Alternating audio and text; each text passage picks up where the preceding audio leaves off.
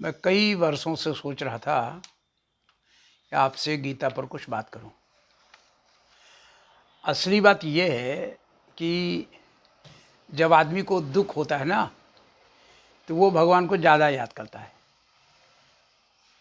और यही बात मेरे साथ भी घटी। मैं जब कक्षा 6 में मेरा एडमिशन हो गया, तो पिताजी की मेरे मृत्यु हो गई।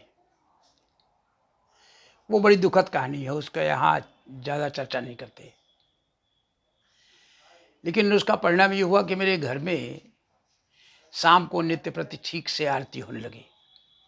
और चूंकि और कोई नहीं पढ़े थे, केवल मैं था, 6वीं कक्षा में आ गया था, तो रामायण पढ़ने का जो मेरा कार्यक्रम पहले से चल रहा था, जब मैं तीसरी चौथी में था तब से मेरी माँ जो रोज़ रामायण सुनाया करती थी, मुझसे सुना करती थी, क्योंकि वो ज़्यादा पढ़ी नहीं तो कहती थी मुझे सुनाओ, तो मैं रामायण सुनाया करता था। अब 6वीं में आ गया तो रामायण ज़्यादा पढ़ना, रामायण माने रामचरितमानस, लेकिन उसमें संस्कृत के भी श्लोक थे बड़ा सुंदर। तो नमामि शमीशा निर्वाण रूपम, जो भगवान शंकर की स्तुति है, उसको नियमित उसका पाठ करने लगे। और भी बहुत सारे उसमें उसको भय प्रकट कृपाला दीन दयाला और ये सब कुछ बहुत अच्छे से करने लगे। शाम को करते करते थोड़ा सा पढ़ लिया। गीता पहली बार मुझे तब पढ़ने को ठीक से मिली जब मैं साइंस कॉलेज में लेक्चरर होकर के आ गया। 1976 में मेरी पोस्टिंग हो गई साइंस कॉलेज में। 76 में कॉलेज में लेक्चरर था, दूसरे कॉलेज में था।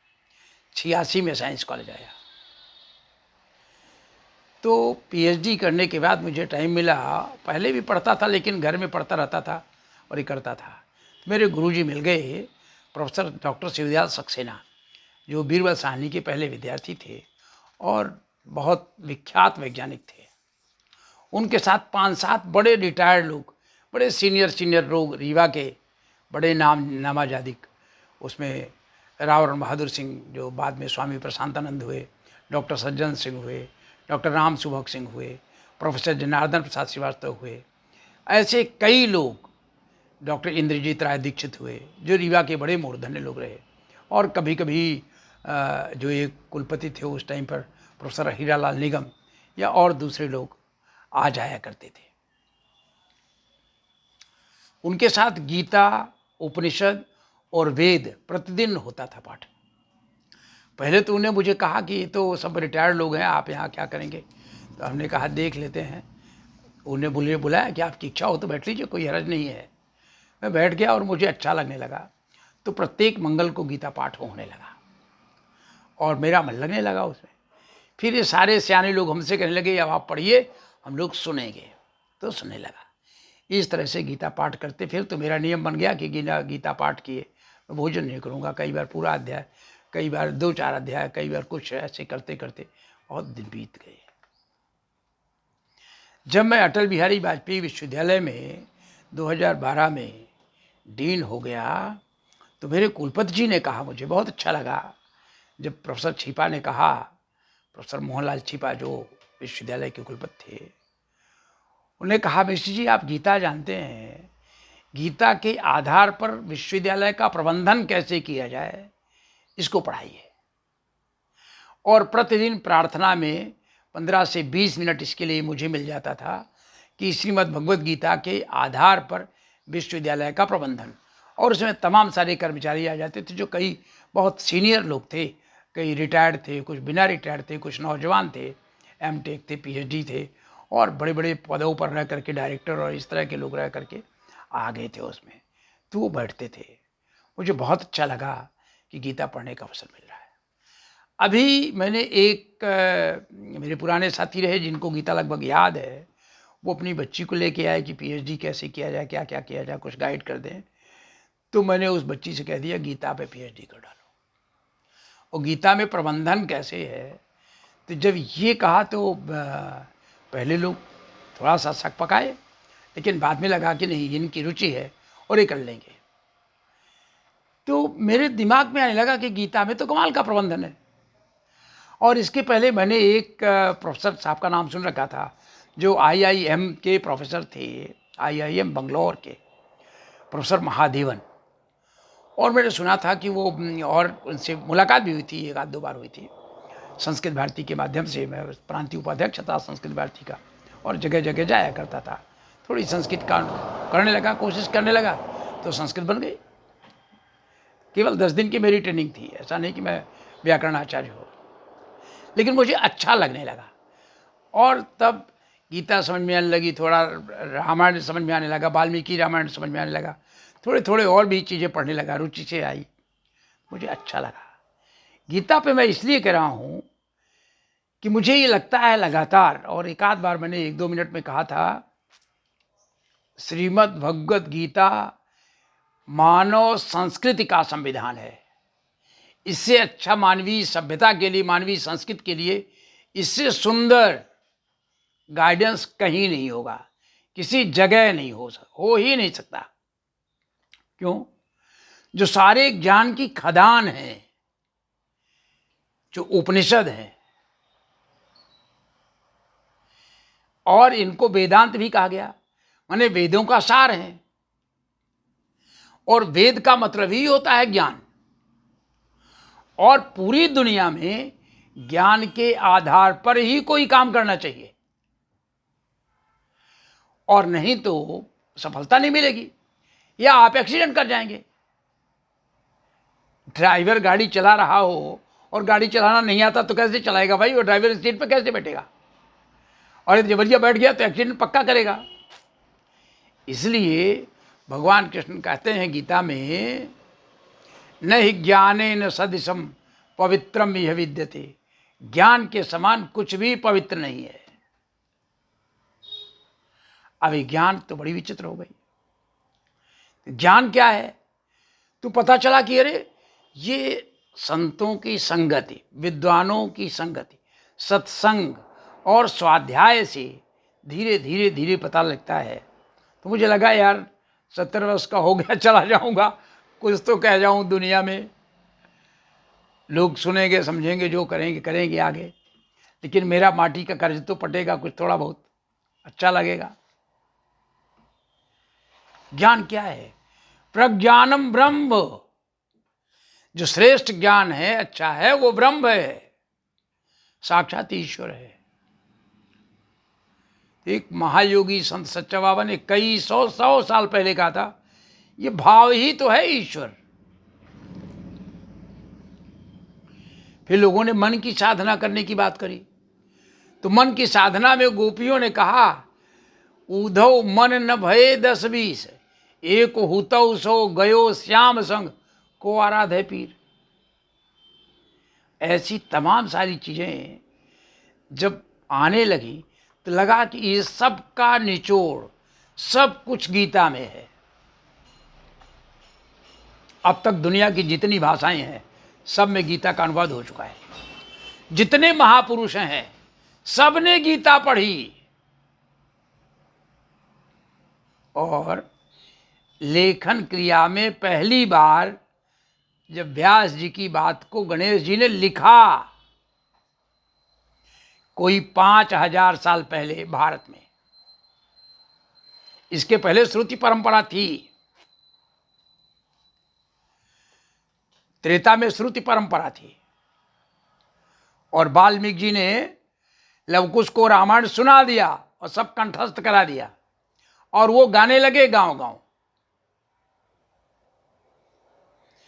ऐसे ही सतयुग में था, वो 20-25 लाख साल पहले रहा होगा ये वाला सतयुग। तो श्रुति परंपरा में मनन किया, चिंतन किया। मननात्रायते इति मंत्र, जो मनन करने से आपके दुखों का हर ले वो मंत्र हैं। तो गीता माला मंत्र से, मंत्रों की माला है। बड़ा आश्चर्य है। मानव संस्कृत में गीता से सुंदर, छोटा, नन्हा, प्यारा सा ग्रंथ 700 श्लोकों का नहीं मिलेगा। और गीता जितनी बार पढ़ेंगे, अब से थोड़ी सी संस्कृत बन जाए तो उसके अर्थ निकलने लगेंगे। लेकिन आश्चर्यजनक ये है कि जितने लोग पढ़ते हैं, जैसा पढ़ते हैं, जैसा चाहते हैं, वैसा ही अर्थ उनको निकलने लगता है। वैसा ही अर्थ निकलने लगता है। गीता में मैंने जिस दिन से कह दिया कि गीता में प्रबंधन पढ़ लो, तो मुझे सारे प्रबंधन दिखने लगे, आश्चर्य लगता है। अब पहली स्थिति देखिए गीता में कैसे प्रबंधन है। जो स्थिति है वहां एक भाई के बेटे दूसरे भाई के बेटे से आमने सामने खड़े हैं, कौन राजा बनेगा, है कैसा युद्ध होगा, उसके पुरानी एकदम स्थिति देख लें महाभारत में, जिसमें बहुत सुंदर वर्णन है कि कैसे धृतराष्ट्र का बेटा किस तरह से उनको कहता है, कैसे कैसे करता है। ये मैं महाभारत पूरा नहीं बताने जा रहा हूं, मुझे तो केवल ये दिख रहा है कि प्रबंधन कैसे है गीता। तो जो अवतरणिका है गीता की, वहीं से प्रबंधन शुरू हो जाता है। और राज्य का प्रबंधन, राष्ट्र का प्रबंधन, मानव संस्कृति का प्रबंधन, समय का प्रबंधन, जीवन का प्रबंधन, लाइफ मैनेजमेंट सिस्टम, एजुकेशन का प्रबंधन, संसाधनों का प्रबंधन, स्वास्थ्य का प्रबंधन, हैप्पीनेस के लिए, प्रसन्नता के लिए प्रबंधन, विजय के लिए क्या करना है, कैसे किया। तो पहले से देख लीजिए, अंतिम तक चले जाइए। तो उस बच्ची से मैंने कहा, भैया आपसे कह देता हूं, मैंने कहा पहले देख लो बेटा कि दो सेनाएं आपस में खड़ी हैं आमने सामने, और जिससे गीता कहने की तैयारी है अर्जुन से, उसने कहा मैं युद्ध नहीं करूंगा। ये पहले अध्याय में हो गया। उसने सब कुछ वर्णन किया, बढ़िया है, धर्म क्षेत्रे कुरुक्षेत्रे संवेता युत्सवा मामका पांडवा शिव किम कुरुवत संजय। लेकिन इसका अंतिम श्लोक क्या हुआ, मैं ये युद्ध नहीं करूंगा। दो किताब छोटी वाली गीता की है। तो पहले मंत्र में कैसे है, पहले ही मंत्र में धर्म क्षेत्र कुरुक्षेत्र, बड़े बड़े योगी, बड़े जानकार लोग, स्वामी श्यामदास जी महाराज अब नहीं रहे, कोरोना काल में चले गए, लेकिन स्वामी श्यामदास जी महाराज कहते हैं क्षेत्रे क्षेत्रे धर्मम कुरु, इतने से ही तो सारा काम हो गया, सारा मैसेज दे दिया। क्षेत्रे क्षेत्रे धर्मम कुरु, धर्म क्षेत्रे कुरुक्षेत्रे। तो ये जो धर्म क्षेत्र माने सब जगह अच्छा काम करो, कमाल का है। और तब अंत में क्या कह दिया, अंत में कह दिया, वो कहता है भाई यदि मुझे धृतराष्ट्र के पुत्र युद्ध में मार डालें तो भी मेरा कल्याण होगा। और ऐसा करके वो विसृज्य ससरम चापम शोक संविघ्न मानसा, धनुष बाण को रख दिया, त्याग दिया, विसृज्य विसर्जन कर दिया, ससरम चापम धनुष के साथ बाण को भी। अब क्या कर दिया, शोक संविघ्न मानसा, बहुत शोक से भर गया, वो बहुत दुखी हो गया। उसने कहा मुझे बहुत पाप लगेगा, हम अपने गुरु को कैसे मारेंगे, हमारे धर्म नष्ट हो जाएगा, कुल धर्म नष्ट हो जाएगा, और मनुष्य धर्म मेरा नष्ट हो जाएगा, बहुत काल लगेगा, बहुत दोष लगेगा, ये सब हमारे घर में मर जाएंगे सब, तो स्त्रियां जो है ना वो विधवा हो जाएंगी, वर्ण संकर पैदा हो गए, तमाम सारी चीज़ें उसने कहा। और मैं तो आपसे कहूँगा पहला अध्याय पढ़िए, एक बार, दो बार, तीन बार, चार बार पढ़िए, आपको आनंद आएगा।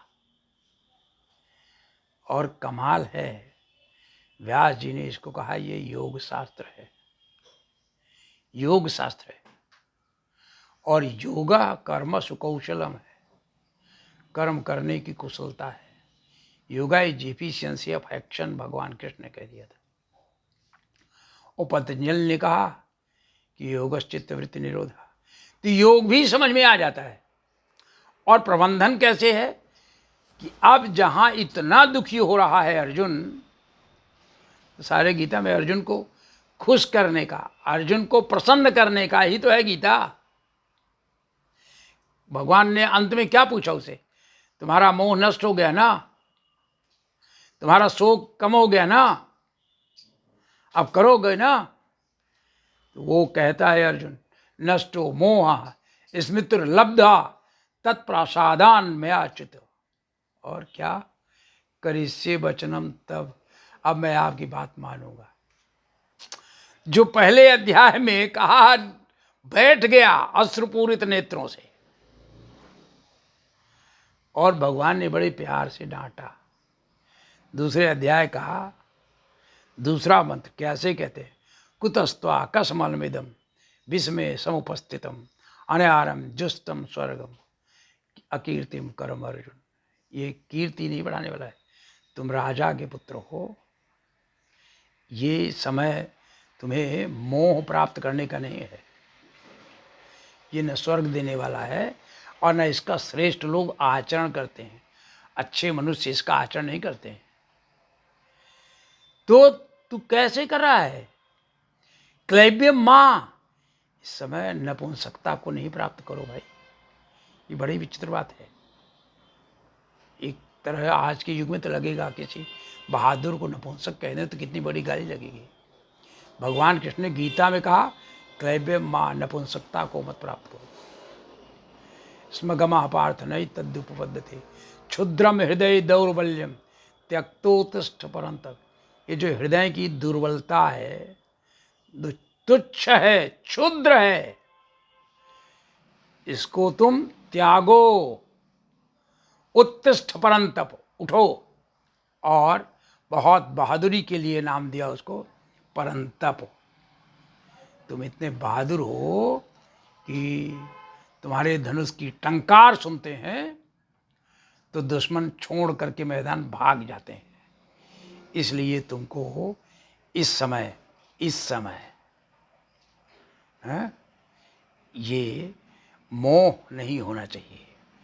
ये जो अच्छे लोग हैं, जो काम करते हैं, उस तरह का आचरण नहीं है। ये अनार्य लोग करते हैं।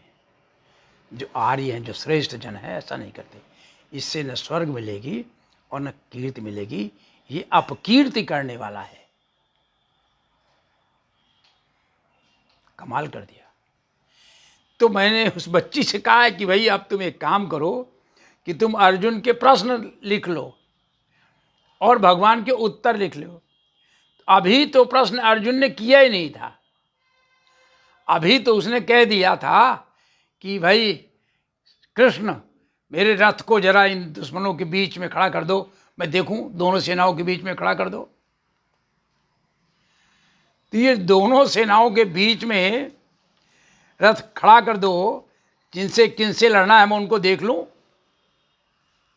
हाँ, तो खड़ा कर दिया भगवान ने। हाँ, जब खड़ा कर दिया, सेनयोर भयोर मध्य रथम स्थापय में अच्युत, ये अच्युत, मेरे रथ को दोनों सेनाओं के बीच में खड़ा कर दो, तो देख लो। यावदेतान निरीक्षेयम योद्धुकामान अवस्थितान कैर्मया साहयोद्धव्यम अस्मिन् रण समुद्र में। इस जगह पर मैं किन लोगों से लड़ना है जरा देख लूं। तो देखने पर क्या देखते हैं कि सामने खड़े हैं भीष्म पितामह। कमाल हो गया। ओहो, सेनयोर भयोर मध्य स्थापित्वा रथोपपदम, खड़ा कर दिया उन्हें।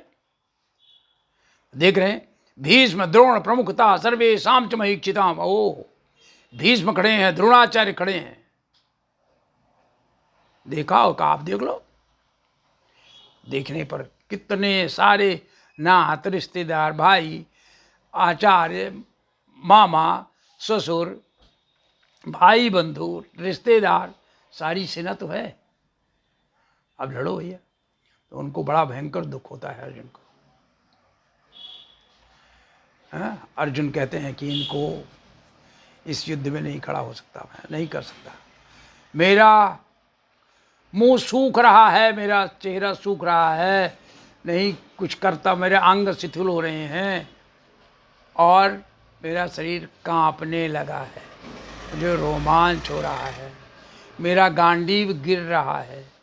गांडीवं संस्ते संसते हस्ताक तक चैव परिदयते न च शक्नों में व्यवस्था तुम भ्रमिति विच में मना।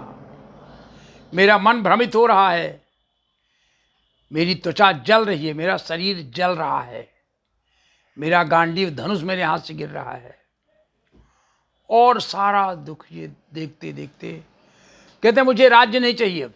न कांक्षे विजयम कृष्णम न च राज्यम सुखानि च किम नो राज्य न गोविंदम किम भोगैर जीवितेन वा। मैं जिंदा रह के क्या करूँगा, मुझे विजय नहीं चाहिए, मुझे कोई राज्य का सुख नहीं चाहिए, मुझे इस राज्य से कोई प्रयोजन नहीं है।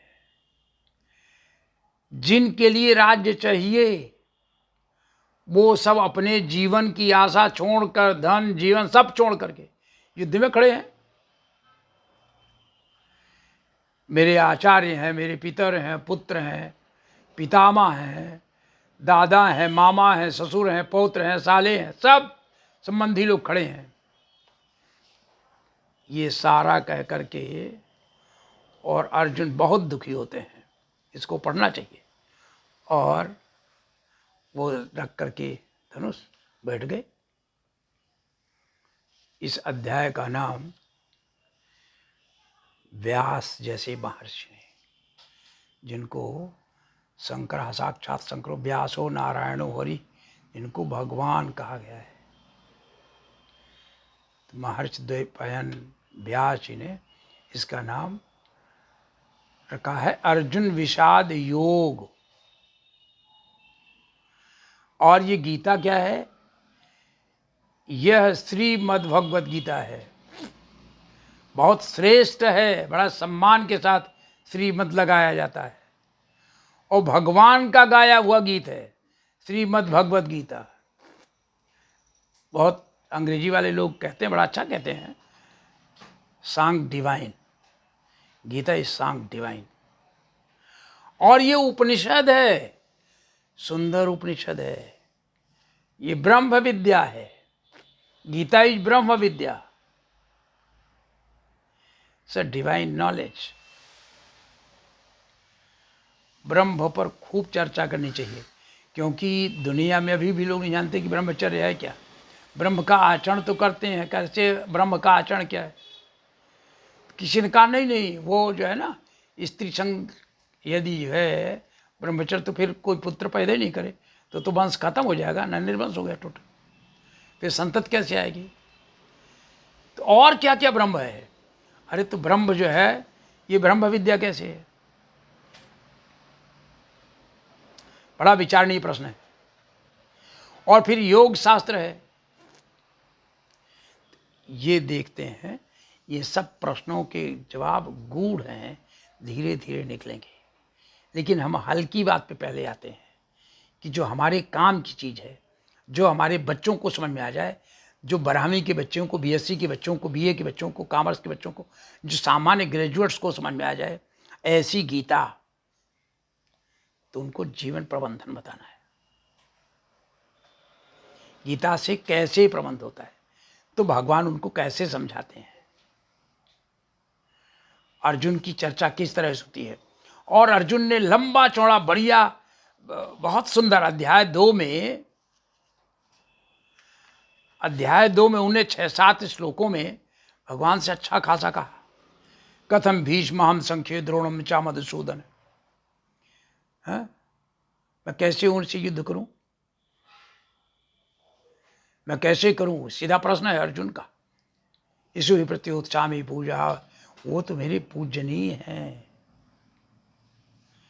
और गुरु को मारने पर गुरु हत्वा ही महानुभावान श्रेयो भक्तुम भक्षमपि लोके हत्वार्थ कामास्तु गुरु नियैव भुंजीय भोगान हृदय। मैं खून से सना हुआ, लथपथ किया हुआ ये राज्य भोगूंगा, नहीं भोगना है। ऐसे वो करके और कहा कि मेरी इंद्रियां सूख जाएंगी।